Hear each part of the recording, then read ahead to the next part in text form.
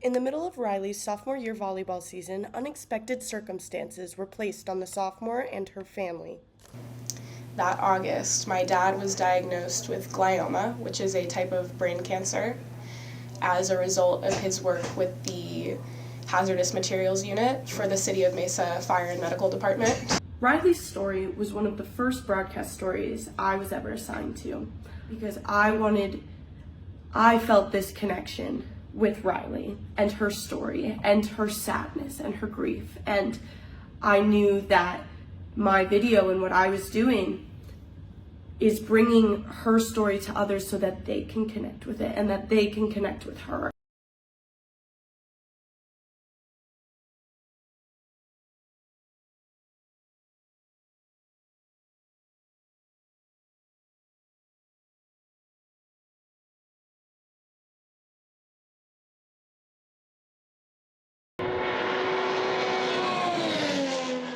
With the IndyCar Series returning to the Phoenix Raceway for the first time since 2018, fans will see a different style of race than what's usually expected with NASCAR.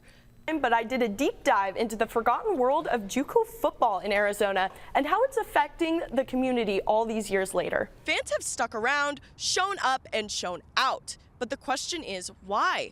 I spoke with Dr. Daniel Wan of Murray State University, who is able to provide a bit of insight onto whether or not fans are truly out of their minds. The reality is, the craziest thing about sports fans is that we are sports fans.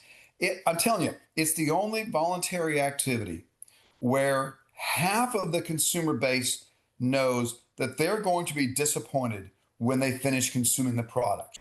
The historic Hole 16 is getting a whole new look as construction began on what will be a brand new modular structure for fans.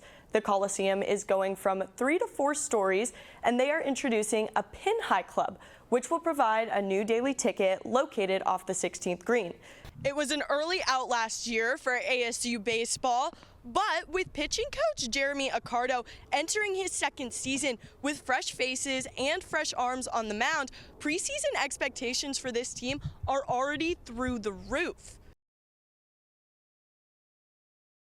Phoenix Raceway is hosting the first ever doubleheader with NASCAR and the IndyCar Series. This will be the second race to start off the IndyCar Series and the first time these two races take place on the same day. You know, if you're coming here on Saturday, you're getting a double header, meaning that you can go to both an IndyCar race and a NASCAR race, and which is not something that we've done before. With the IndyCar Series returning to the Phoenix Raceway for the first time since 2018, fans will see a different style of race than what's usually expected with NASCAR. With an expanded dogleg and an oval track, drivers like Scott Dixon and Alexander Rossi are out today testing parts and getting themselves familiar with the track. Yeah, I think the biggest difference with IndyCar racing is the speed. I don't even know, around here we may be 50 miles an hour faster on average, so it's a lot quicker. For IndyCars, speed is the name of the game. And ahead of race day, Dixon and Rossi were testing the Firestone Firehawk tire. And since 2018, the track is not the only thing to have changed. As it's been so long since we were here last, the cars have changed quite a bit, and from an aero package and obviously the addition of the windscreen. So it's important for us to understand what Firestone needs in order to not only make a durable tire, but a tire that puts on a great show for everyone. Dixon and Rossi will officially hit the track on March 7th with NASCAR at Phoenix Raceway.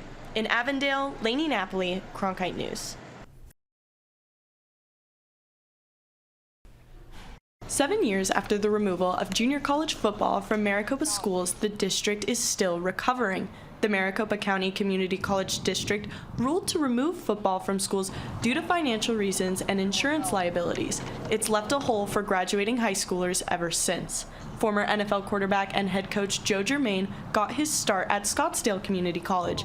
He says JUCOs are more than just an athletic opportunity for athletes, but a lifeline as well. There's some kids that, maybe struggled education-wise in high school, couldn't go to a 4-year university, but could fix things and get back on the right track academically through a junior college football program and then qualify for college. So Yeah, it's really sad to see it go because it changed my opportunity. According to former Glendale Community College coach Jason Jewell, the removal of JUCO football has had a trickle-down effect in the community.